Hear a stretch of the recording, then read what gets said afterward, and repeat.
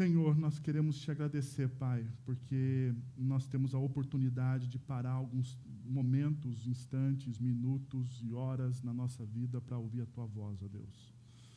Isso deveria, Senhor, ser mais constante, nós reconhecemos. Isso deveria ser algo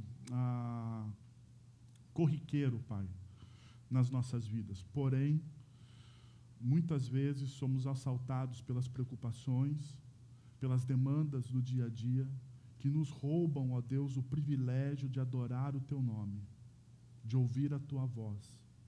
Mas neste momento, Senhor, nós te pedimos misericórdia, Pai, e fala aos nossos corações. Nós precisamos ouvir a Tua voz, ó Deus. Se viemos aqui, é porque nós temos interesse em ouvir a Tua voz. Nós precisamos de uma resposta, Pai. Eu quero te pedir que, de alguma forma, através da ação graciosa, amorosa do Senhor, o Senhor faça isso nas nossas vidas, hoje, Pai. Em nome de Jesus é que nós oramos. Amém. Amém. Como vocês estão vendo, nós estamos num dia muito especial na comunidade, que é um dia de ceia, onde a gente celebra a aliança que Jesus fez com a gente. Mas antes da gente entrar em um tema ou em um texto mais específico sobre a ceia e o que esse momento também significa, porque a ceia, ela significa a aliança que Jesus fez com nós, mas ela é muito mais ampla, porque esse momento aqui nos envia para uma missão, né? Ela nos dá um novo significado para as nossas vidas. Mas antes disso, eu gostaria de falar um pouco com vocês sobre a geração self. A geração self. E para falar com vocês sobre a geração self, eu vou mostrar um vídeo. Ele não tem legendas, ele está em inglês, mas não se preocupe, eu quero que você observe o vídeo. Não fique preocupado com o que as pessoas estão falando no vídeo, porque o que elas estão falando pouco importa. Pouco importa. O importante é que você veja o que elas estão fazendo. Ok? Acompanha comigo.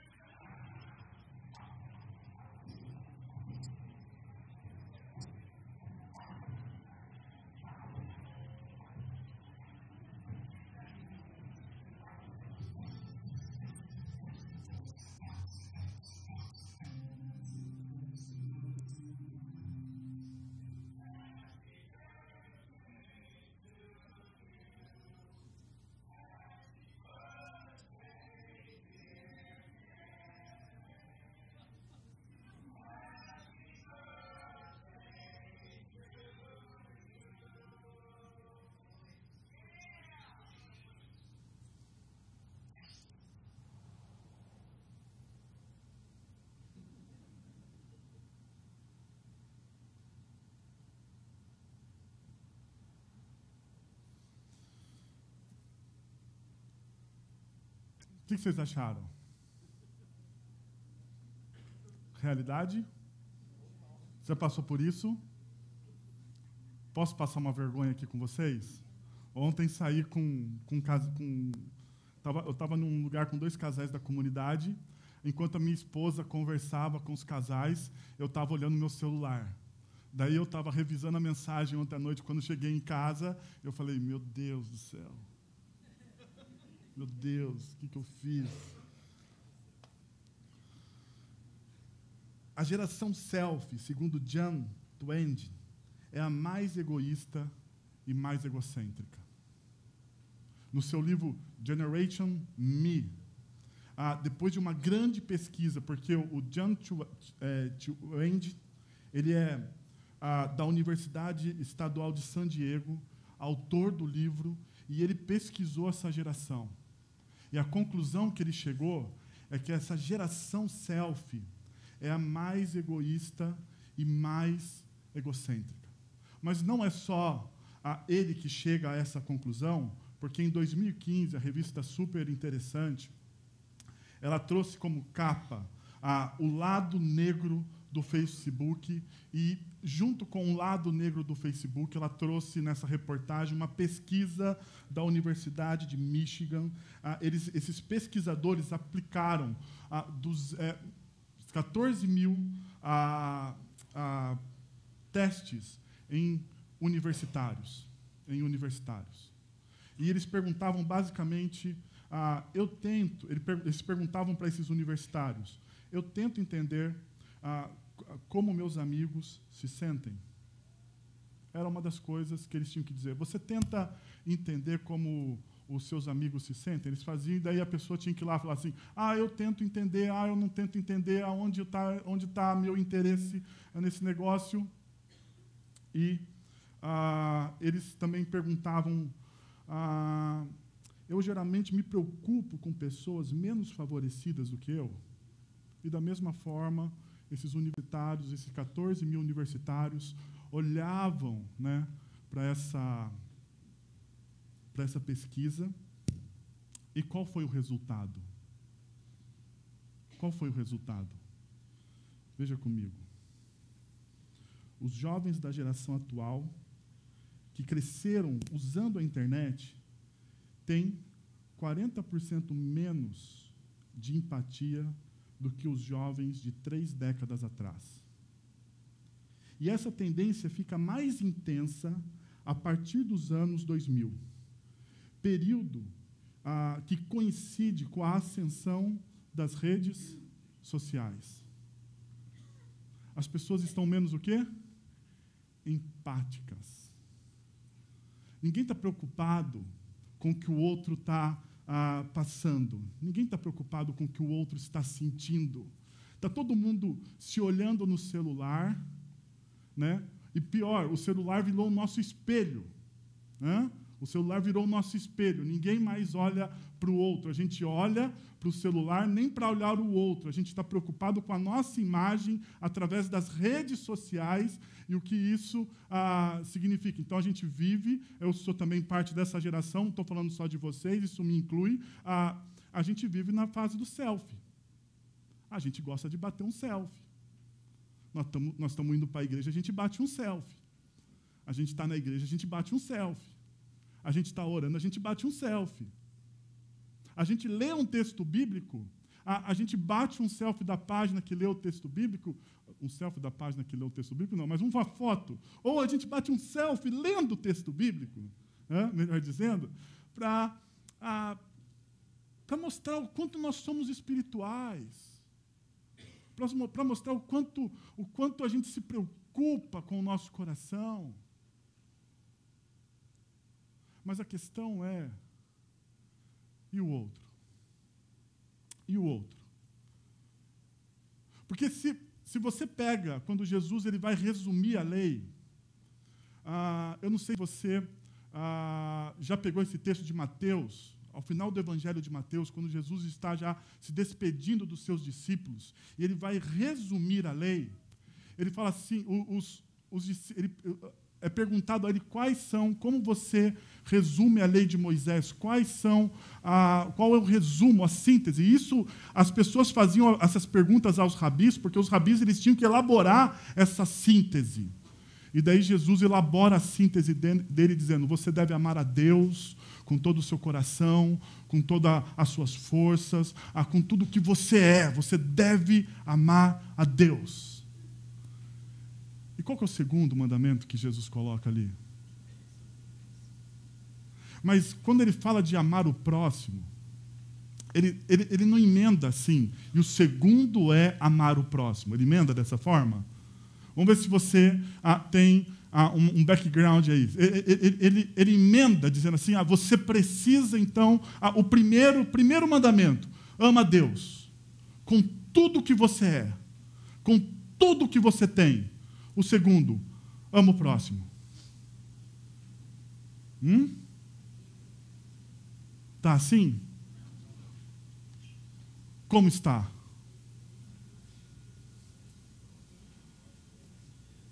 Eu sei que você está falando assim, ame o próximo, pastor, como a si mesmo. Mas existe uma frase antes. Jesus ele fala do mandamento de Deus, de ama a Deus, e ele fala assim, semelhante a este. Você deve amar quem? O próximo. E é interessante que a palavra ali, semelhança, é de igualdade. Olha, se você quer amar a Deus sobre todas as coisas, se você quer amar a Deus com todas as suas forças, se você quer amar a Deus com tudo que você é e com tudo que você tem, você tem que amar quem? O próximo. O próximo. Não tem conversa. É o próximo. Porque o apóstolo João, na sua primeira carta, ele diz o seguinte, se você fala que você ama a Deus, se você diz, literalmente, que você ama a Deus, mas você tem problema, dificuldades, odeia o seu irmão, você é o quê? Mentiroso. Mentiroso. Daí João continua, ele fala assim, olha, como você pode dizer, como você pode falar que você ama a Deus que você não vê e odeia o seu irmão a quem você vê, porque a forma, o espelho, a maneira de você expressar o quanto você é apaixonado por Deus é perceber quem? O próximo. Mas daí você fala assim, mas isso é difícil. Eu sei que é. Não estou falando que é fácil, estou falando que a Bíblia está dizendo. Eu estou falando que Jesus e os seus discípulos deixaram para nós. A questão é que a nossa cultura, que não é neutra, ela nos empurra para essa falta de empatia com as pessoas. A nossa tecnologia que é boa.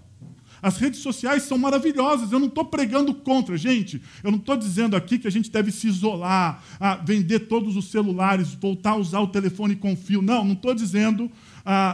nem existe mais telefone com fio, né? Mas tudo bem, vamos lá. Mas eu não estou dizendo para a gente voltar. Eu estou dizendo que nós devemos ter uma mente crítica em relação à nossa cultura. E não entrar nesse barco. Não entrar no barco dessa geração selfie, que se olha e se admira o tempo todo. Veja o que Bauman diz, quando ele fala dessa geração, mas ele diz sobre essa geração das redes sociais, ele diz o seguinte, a diferença entre a comunidade e a rede é que você pertence à comunidade, mas a rede pertence a quem? A você. É possível adicionar e deletar amigos e controlar as pessoas com quem você se relaciona. Isso faz com que os indivíduos se sintam um pouco melhor, porque a solidão é a grande ameaça nesses tempos individualistas. Nosso maior inimigo em uma sociedade altamente conectada, sabe qual é? A solidão. E daí Bauman continua dizendo, mas, nas redes, é tão fácil adicionar e deletar amigos que as habilidades sociais não são o quê? Necessárias. Você não precisa, nas redes sociais, aguentar as pessoas. Basta você fazer o quê? Um botão que todo mundo gostaria de ter nos relacionamentos. Às vezes, até mesmo nos casamentos. Silêncio. Pá. Silencia a pessoa. Tal. E a pessoa não sabe que você silenciou ela. Que é o melhor, né? Que é o mais legal, porque a pessoa acha que está tudo bem. Mas você silenciou ela, então ela está falando e você não está ouvindo. Imaginou que bacana? Quando você está assistindo um jogo de futebol e a sua esposa quer ter aquela DR, você silencia tal. Estou brincando, gente. Isso não é bíblico. Isso não é bíblico, estou dizendo para vocês. Mas a gente gostaria disso. Nós perdemos a nossa habilidade de ouvir as pessoas, porque na rede social e na comunidade, nessa comunidade chamada internet, redes sociais, nós falamos demais e paramos de ouvir. E quando ouvimos, já julgamos, e quando julgamos, já condenamos a pessoa, e quando condenamos, criamos um rótulo. Criamos um rótulo.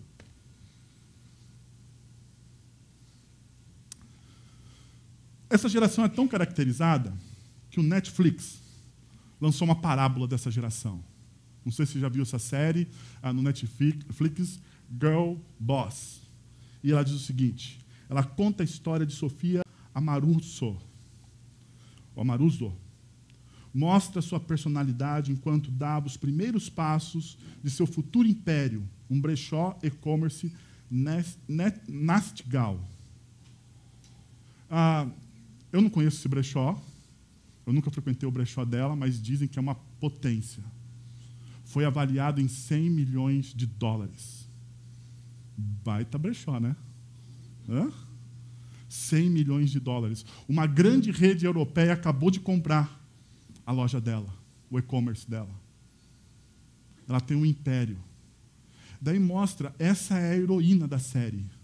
Porque mostra que ela era uma pessoa universitária, ali, desprovida, né? Tentando ganhar a vida com sufoco financeiro, e de repente ela descobre um filão, um caminho, e começa a construção do seu império. Mas ao mesmo tempo que ela é a heroína da série, ela é um anti-herói. Ela é um anti-herói. Por quê? Porque a jovem na série é caracterizada como arrogante, egoísta, irresponsável, imatura e quer tudo de mão o quê? Beijada. Ela quer tudo de mão, é a característica. Contanto que essa série foi cancelada, teve uma temporada. Foi cancelada. Por quê? Porque os telespectadores não aguentavam a heroína. Não aguentavam. E o Netflix cancelou a série. E a Sofia, ao saber que o Netflix cancelou a sua série, ela escreveu o seguinte, no Twitter dela. Ela tweetou lá. Bom, a série da Netflix sobre a minha vida foi cancelada, ao mesmo tempo que eu estou orgulhosa do trabalho que fizemos. Também estou ansiosa para controlar minha narrativa daqui para frente. Vocês perceberam? O grifado. O que ela quer fazer? O que ela quer fazer? Ela quer controlar o quê? A narrativa dela. Sabe por quê? Porque quando o pessoal pega o livro, porque ela tem um livro com o mesmo título da série, e começa a escrever os roteiros, e o roteirista está lá fazendo os roteiros, as impressões, ele faz as pesquisas de campo, ele conversa com as pessoas com quem ela conhece. Qual que é o retrato que as pessoas dão dela? Qual é o retrato que é o próprio livro dá dela? Talvez a crítica anterior. Arrogante, mimada, quer tudo de mão beijada. Mas perceba, ela fala assim, não, agora vai ser melhor. Arrogância, né? Agora vai ser melhor, porque quem vai controlar a narrativa da minha vida não são as pessoas. Sou eu. Eu vou controlar a narrativa da minha vida. Deixa eu fazer um salto aqui e colocar isso na nossa espiritualidade. Muitas vezes nós temos a mesma atitude que a Sofia, mas para com Deus. Porque em muitas vezes nós queremos controlar a narrativa da nossa vida. Nós queremos assumir o controle. Nós esquecemos que Deus, ele já está ou já escreveu toda a história Ele já sabe todos os nossos caminhos. E nós falamos assim, não, dá licença, Deus, porque eu sei escrever melhor do que o Senhor. A mesma atitude. A mesma atitude. Bom, Bauman, ele fala que essa geração da rede é uma geração de consumidores. Ele diz o seguinte, numa sociedade de consumidores, todo mundo precisa ser, deve ser e tem que ser um consumidor por vocação. Vocação. E aqui, parênteses, ele não está dizendo que vocação aqui quer dizer profissão. Vocação é aquilo que você é. Não tem a ver com a sua profissão. Bauman, ele quase rela, ele chega perto no conceito calvinista de vocação. Ele chega perto disso quando ele fala sobre isso no seu livro Vida e Consumo. Ele quase rela nesse conceito calvinista de vocação daquilo que nós somos na história e não daquilo que nós fazemos na história. E daí ele fala assim, essa sociedade de consumidores, você precisa ser o quê? Um consumidor. Só que o consumismo, ou essa sociedade, ele tem 3 pilares. Comprar, usar e substituir. Descartar. A gente compra, a gente usa e a gente substitui. A gente compra, a gente usa e a gente substitui. A gente muitas vezes nem para mais para pensar nisso. O grande problema é quando isso entra para a nossa espiritualidade e muito mais ainda quando está envolvido nos nossos relacionamentos. Nós transformamos as pessoas em mercadoria. E o Bauman diz isso nesse livro. Ele fala assim que as pessoas nessa sociedade consumista, elas são agora produto e elas se vendem às outras. Eu não sei se você já participou de alguma palestra de coach, nada contra os coaches, né? Mas eles falam do quê? Da sua imagem. Você tem que ter uma boa imagem, não tem? Porque, afinal de contas, o mercado está afim do quê? Está afim dos seus problemas, das suas fraquezas, das suas dificuldades, das suas lutas, das suas dores? Não. O mercado ele está afim do quê? Do seu potencial, das suas virtudes. O grande problema é quando a gente traz isso para dentro dos relacionamentos. E nós não conseguimos mais acolher as pessoas nas suas invirtudes. Nós só queremos as virtudes, porque as pessoas são o quê? Produtos. E produtos são usados. E depois elas são o quê? Substituídos.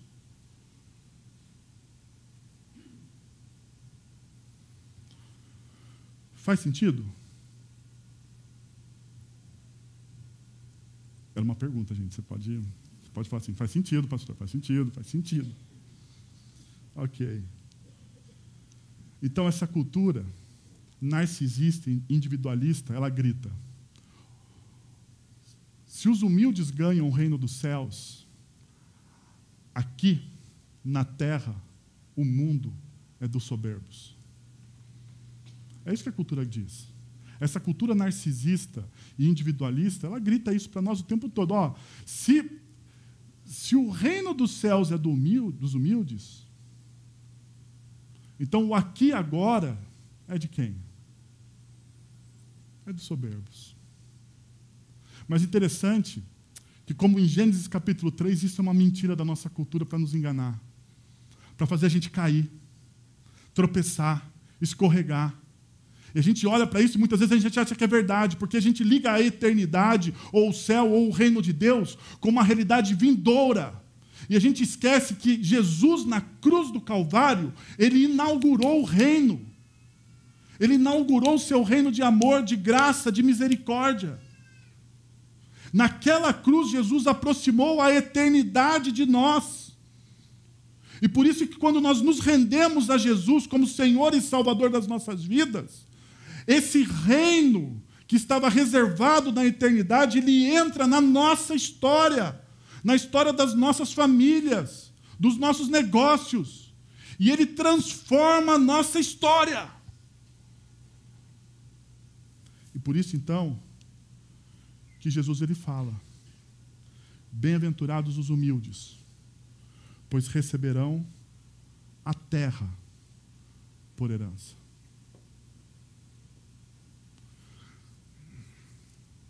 Bem-aventurados os humildes, pois receberão a terra por herança. Eu não quero entrar aqui em polêmica, mas lá em Apocalipse, capítulo 21, no final de todas as coisas, quando tudo está acontecendo, quando a história está se desdobrando, quando tudo está sendo revelado,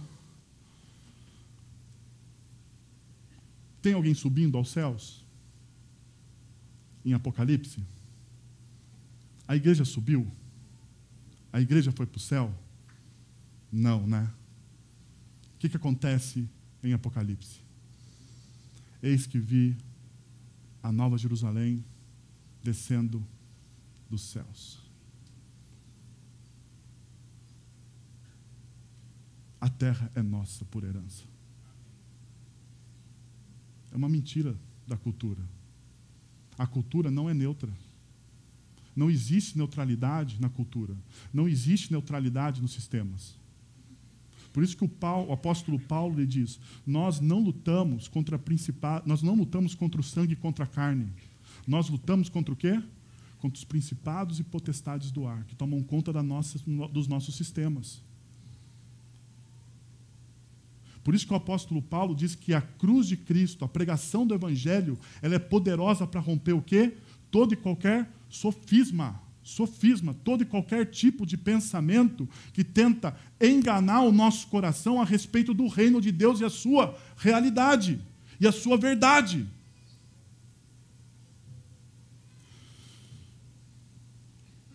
Pensando nisso, eu gostaria de olhar para um texto em João, capítulo 13, e falar sobre a prática da conexão.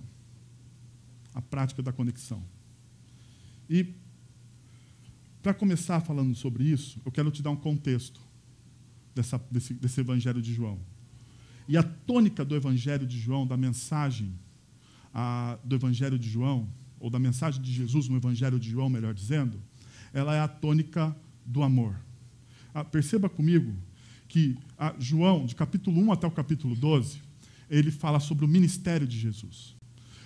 Daí, João, capítulo 13 até o 17, ele tem as palavras de despedida. Jesus está se despedindo, está orando, está falando com os seus discípulos.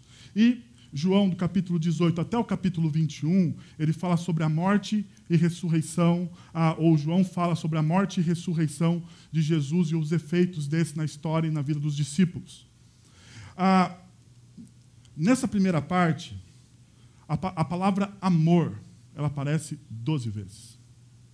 12 vezes. Jesus em ação, fazendo ministério, curando pessoas, ensinando, pregando, contando parábolas, fazendo o ministério dele. 12 vezes aparece a palavra amor. Porém, nessa segunda parte, ela aparece, 44 vezes a palavra amor. Um período muito pequeno. Jesus está preparando seus discípulos para a sua despedida, para a ausência dele na história, naquele momento, para um momento muito difícil. Então Jesus ele começa a enfatizar aos seus discípulos o quanto ele os ama, o quanto ele os ama, o quanto ele os ama. E depois da sua ressurreição, ele continua enfatizando o quanto eu os amo. Ou Jesus nos ama. E ele vai falando e vai criando essa mentalidade recheada por um amor. Porque nós só fazemos alguma coisa, nós nos movemos quando nós nos sentimos o quê? Amados, não é verdade? Nós nos movemos pelo amor. Nós enfrentamos coisas grandiosas, desafios gigantescos em nome do amor. Não é verdade? Nós sofremos em nome do amor. Nós somos capazes de trocar a nossa vida pela vida do nosso filho em nome do amor. Nós somos. Amigos doam órgãos em nome do amor. Tiram um pedaço de si e dão para outra pessoa, porque se amam. O amor move. Então Jesus ele começa a trabalhar essa temática dentro da vida dos seus discípulos. E eu gostaria de olhar a João com vocês, o capítulo 13, a partir do verso 1, que diz o seguinte: um pouco antes da festa da Páscoa, sabendo Jesus que havia chegado o tempo e que deixaria este mundo e iria para o Pai, tendo amado os seus que estavam no mundo, amou-os até o fim. Estava sendo servido o jantar e o diabo já havia induzido Judas Iscariotes, filho de Simão, a trair Jesus. Mas presta atenção em algumas coisas. Primeiro, há um tempo específico. Festa da Páscoa. Esse era um momento muito importante para o povo de Deus. E esse momento do povo de Deus, da festa da Páscoa, revela também o quê? O amor e a aliança que Deus tem para com o povo. Para com o povo. A antiga aliança era comemorada nesse momento. Quando Deus retira o povo do Egito, liberta o povo do Egito, nesse momento, é um momento de Páscoa, de celebração, de passagem, um ritual onde eles celebravam a graça salvadora, libertadora, de um Deus amoroso que se importa e resgata o seu povo. Então, existe um tempo específico. Mas existe uma palavra aqui, que é essa palavra sabendo. E essa palavra sabendo, quando a gente faz isso aqui muitas vezes, né? Quando a gente vai lá no original, ela significa que Jesus tinha todo o conhecimento de tudo o que estava acontecendo. É uma palavra que significa conhecimento amplo de fatos e de verdades. Então Jesus ele está numa situação onde ele tem um conhecimento amplo de que seu tempo estava chegando e de todos os fatos e de tudo o que aconteceria a partir daquele momento. Ele sabia que os seus discípulos iam traí-lo, ele sabia que Pedro ia negá-lo, ele sabia que Judas ia vendê-lo, ele sabia exatamente de tudo, de todo o seu sofrimento. Ele tinha um conhecimento amplo de tudo. Agora pensa comigo numa coisa. Você tem a capacidade de ter o conhecimento amplo sobre fatos e sentimento das pessoas a seu respeito. Vem comigo. E daí você tem um grupo de amigos ao qual você andou com eles 3 anos. Você ensinou, você mostrou o reino dos céus. Eles experimentaram uma vida assim maravilhosa ao lado de Jesus. Eles largaram tudo para seguir a Jesus. Daí Jesus começa a dizer que ele vai morrer, que as coisas não são muito bem como eles pensavam. Tem um discípulo que começa a armar a venda de Jesus, mas Jesus eles têm absoluta certeza e conhecimento de tudo. Põe-se você ali, se coloca no lugar de Jesus. O que você faria? O que você faria?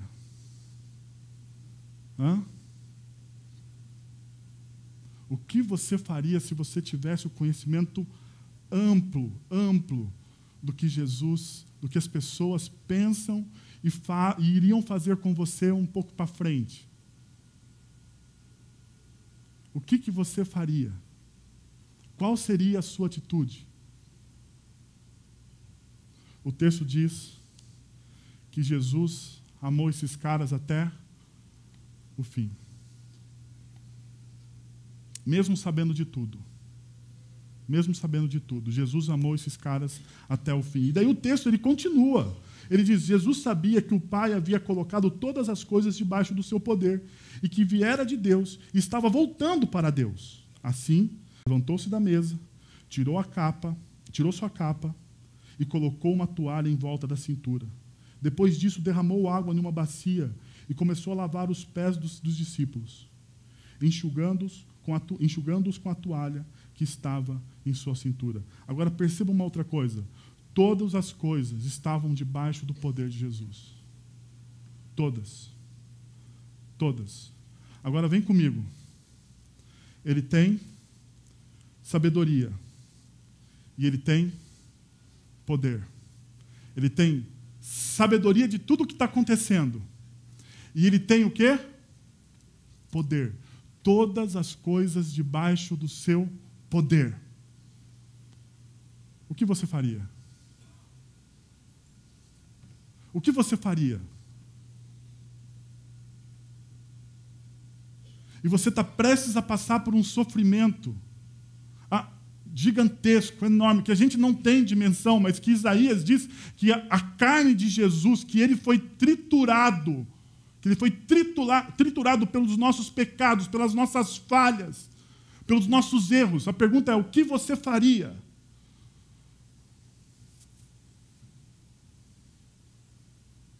Você tem conhecimento e poder para mudar tudo. Para falar assim, chega. Judas, eu sei o que você está pensando. Pedro, você é um covarde. João, você vai fugir com as mulheres. Ninguém vai ficar, eu vou ficar sozinho. Eu sei tudo sobre vocês. Você continuaria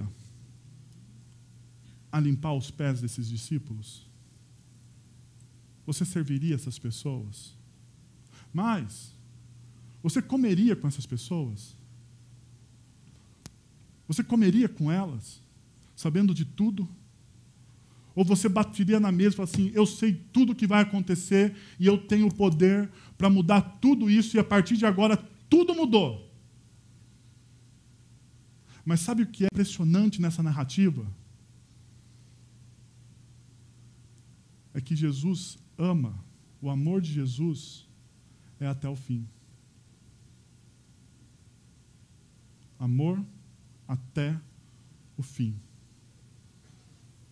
Ele não bate na mesa, ele não acusa Judas diretamente, ele não chama Pedro de covarde, ele não diz para João que ele vai fugir, nem para um dos seus discípulos. Ele não olha para Tomé e diz, Tomé, seu incrédulo, você anda comigo há 3 anos e não acredita ainda no que eu posso fazer. Ele não faz absolutamente nada disso. Ele continua amando. Ele continua amando. Ele continua amando. E aqui é algo maravilhoso para nós, porque ele continua nos amando da mesma forma.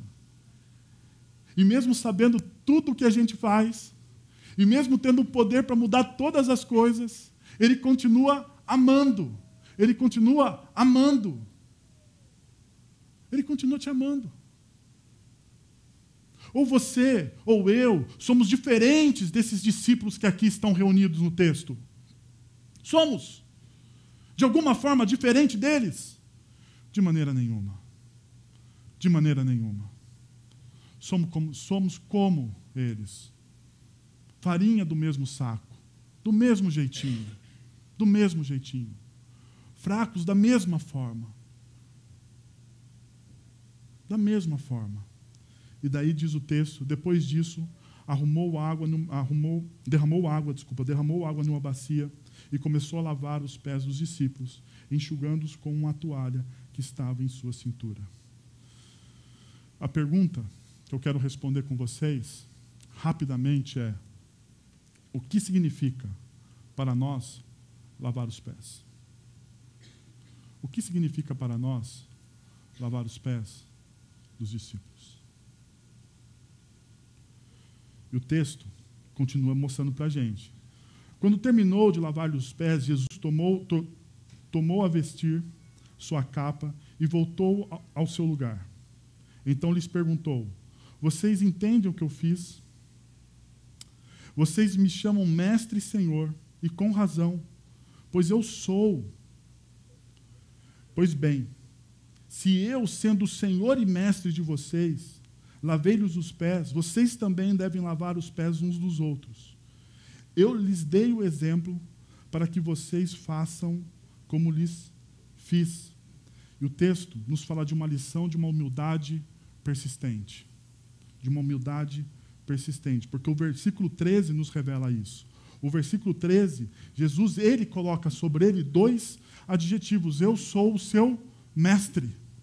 Eu sou o mestre de vocês. Eu sou aquele que ensina a vocês o caminho. Ok.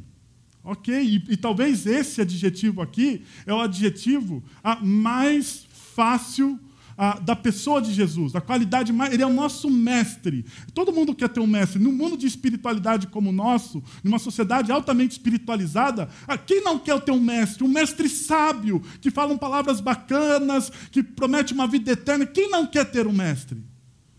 Mas o problema é que no texto não existe só essa qualidade de Jesus, ou só essa figura dele. O texto diz que ele é mestre, mas também que ele é o quê? Senhor. E a palavra aqui é Senhor de escravos. É Senhor de escravos.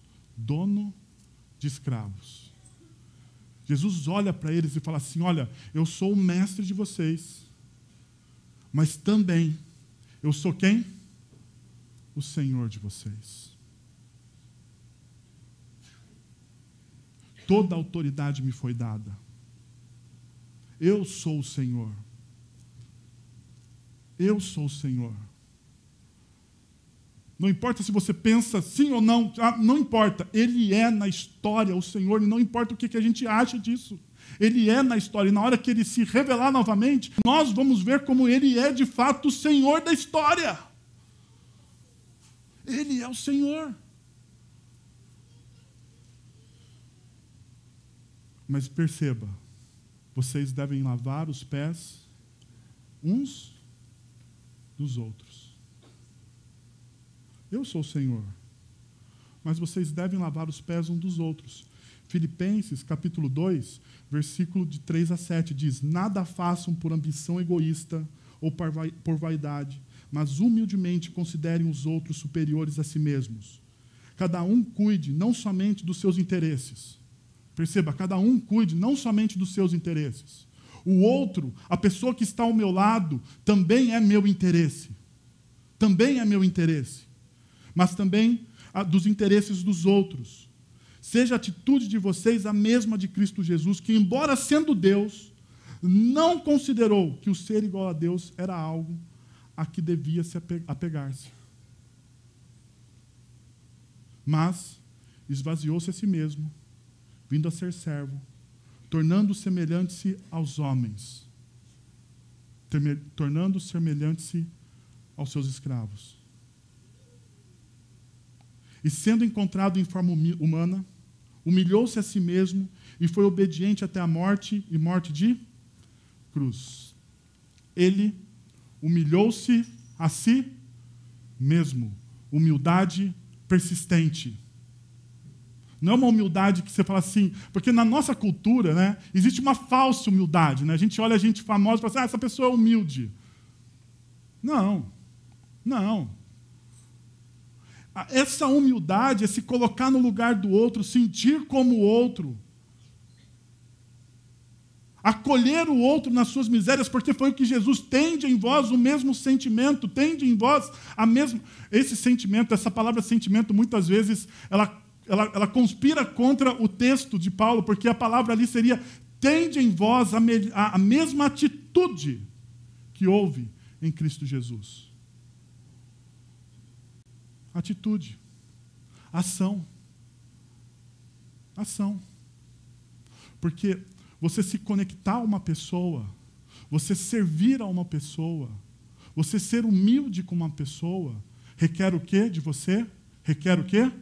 Ação. Requer ação. Você precisa ter uma ação concreta. Segundo, o texto continua dizendo, digo-lhes verdadeiramente que nenhum escravo é maior do que o seu senhor, como também nenhum mensageiro é maior do que aquele que o enviou. Agora que vocês sabem estas coisas, felizes serão se as praticarem. a lição da felicidade superlativa. E o texto mostra isso quando ele fala: agora vocês sabem estas coisas, felizes serão se vocês as praticarem. Olha, se você sabe que eu sou dessa forma, se eu mostrei para vocês que eu servi a vocês, que eu sou humilde, você quer ser feliz de fato? Você quer ser feliz? Você busca a felicidade a todo custo? A todo momento? Você quer ser feliz de fato? Seja como eu. Mas perceba a palavra. Vocês devem fazer o quê? Praticarem. Pratiquem. Não existe na fé cristã uma espiritualidade sem prática. Não existe. Você fala assim: eu vou vir. Esse negócio de você frequentar somente o culto de domingo, ou ter momentos de meditação, aonde aquilo que você crê não vaza para a vida das pessoas que estão ao seu lado, isso não é ser um discípulo de Jesus. Isso não é ser um discípulo de Jesus. A sua espiritualidade, a sua devoção, a sua oração, a leitura bíblica que você faz diariamente, ela deve vazar na vida das pessoas que estão ao seu lado. Elas devem perceber que existe algo diferente em você. Então você leva à prática. E a palavra aqui, para a felicidade, é interessante que esse conceito, Macários, a felicidade plena, ela não depende de circunstâncias favoráveis ou de sentimentos positivos, mas de uma atitude para com o outro. A felicidade aqui não está atrelada a você se sentir bem, a você estar feliz consigo mesmo. Porque muitas vezes a gente acha, nessa sociedade que a gente vive, que ser feliz é estar bem consigo mesmo, eu vou estar resolvido comigo. Pergunta: qual ser humano está resolvido consigo mesmo na história? Nenhum. Nenhum, porque existe uma insatisfação dentro do coração do ser humano. Sempre. E a única pessoa capaz de aplacar essa insatisfação no coração do ser humano é a pessoa de Cristo Jesus.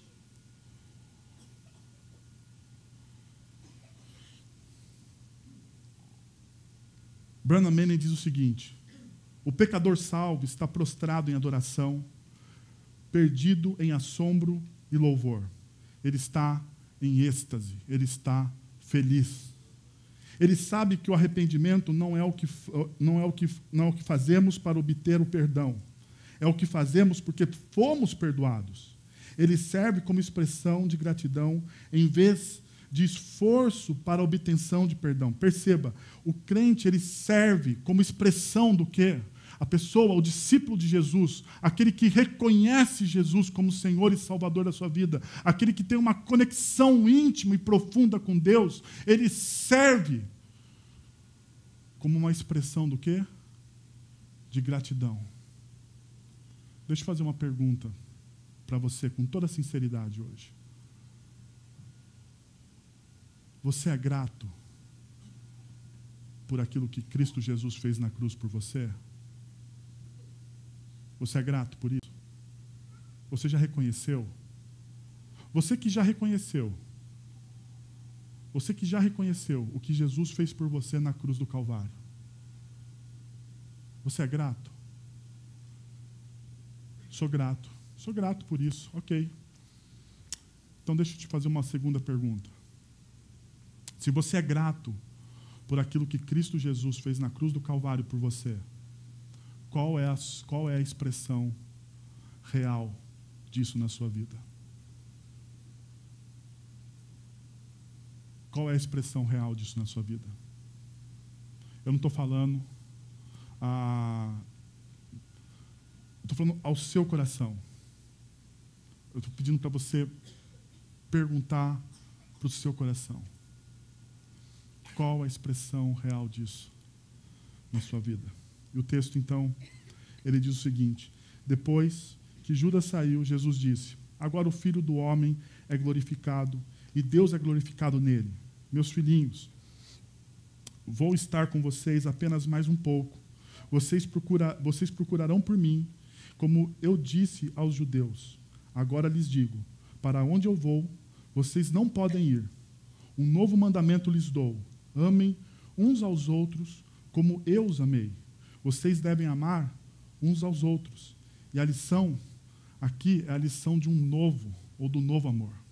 Perceba o que o texto diz. Um novo mandamento lhes dou. E a palavra novo aqui, ou no grego, existem duas palavras para novo. Neo e kainos.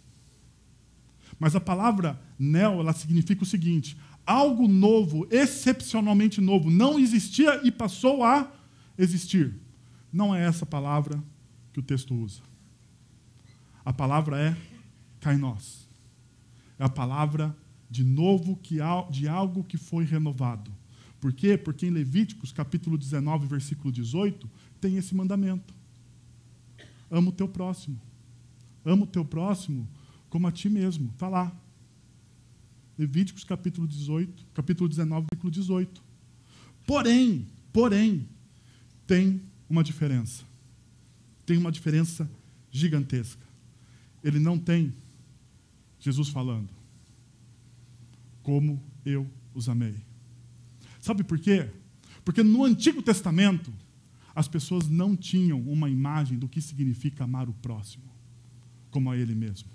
Eles não tinham uma imagem do que significa, de fato, amar de forma perfeita, abnegada. Eles não tinham. Daí Jesus fala assim: agora vocês podem amar o próximo como a vocês mesmos, porque vocês aprenderam do meu evangelho. Vocês ouviram, vocês viram o meu evangelho. Vocês conheceram o meu evangelho. A boa notícia de que vocês são amados por Deus.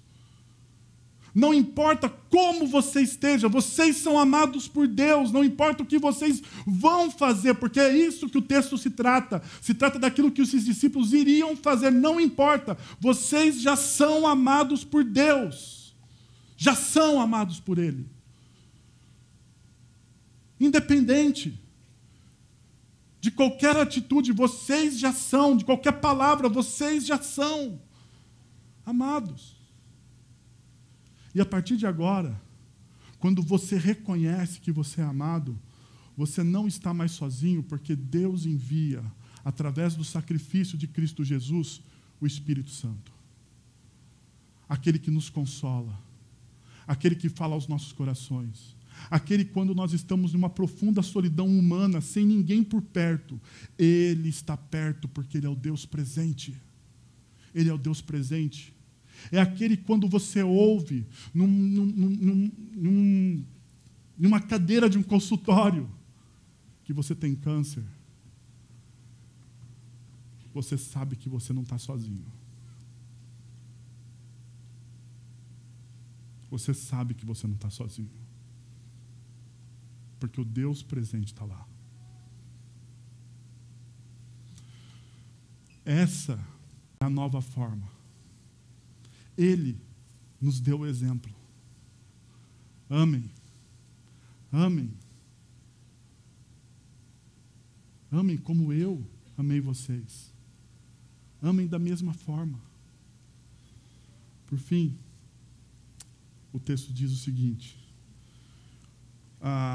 com isso todos saberão que vocês são meus discípulos, se vocês se amarem uns aos outros.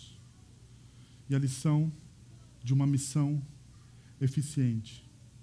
Todos saberão que vocês são meus discípulos. Porque o peso não está aqui mais, o peso desse versículo não está se vocês se amarem.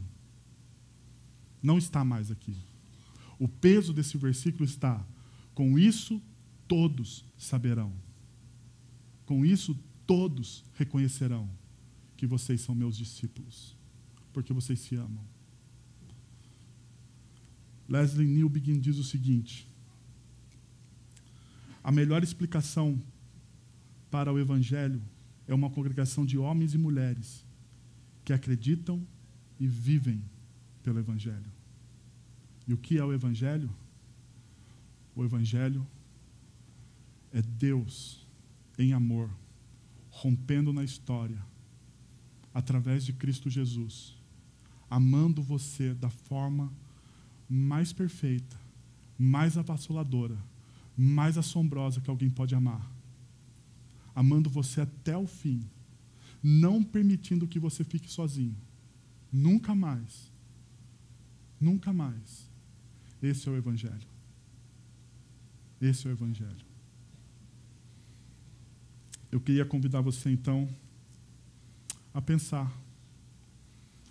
Com isso, todos saberão que vocês são meus discípulos. Eles sabem que vocês, ou que nós somos os discípulos. As pessoas olham porque elas veem o quê? Atitudes concretas. Atitudes concretas de pessoas que amam. Atitudes concretas. Não filosóficas, não palavras, não conceitos. A gente perde tanto tempo na vida discutindo um conceito, não é verdade? Não é verdade?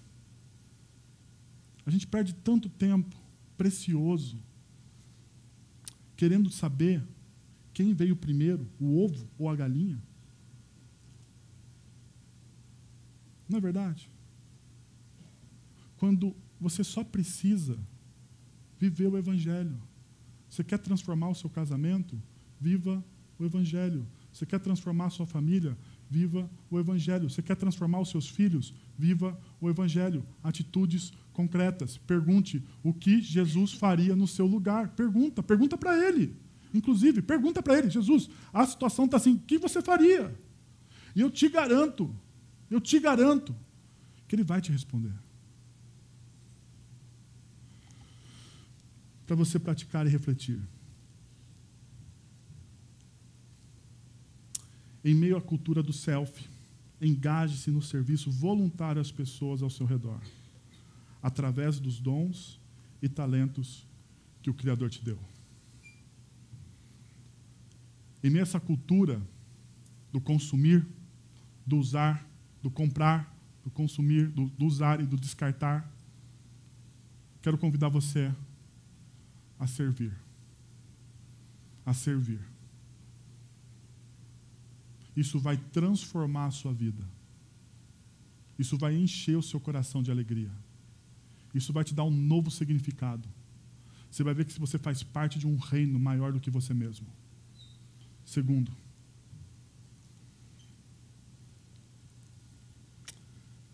use seu ambiente de trabalho e de estudos para manifestar o amor abnegado, marca distinta dos discípulos de Jesus. Que tal você usar o lugar mais árido que você vive, seu ambiente de trabalho, o lugar mais árido aonde você está hoje, seus estudos. Talvez o seu lugar árido, me desculpe falar aqui, seja a sua família. Seja a sua família. Que tal você usar este lugar para começar a praticar o amor de Cristo Jesus? Quero convidar você a pensar sobre essas duas perspectivas. A não escolher as duas, a escolher uma só. A escolher uma só. E a orar comigo. Feche seus olhos, abaixe sua cabeça.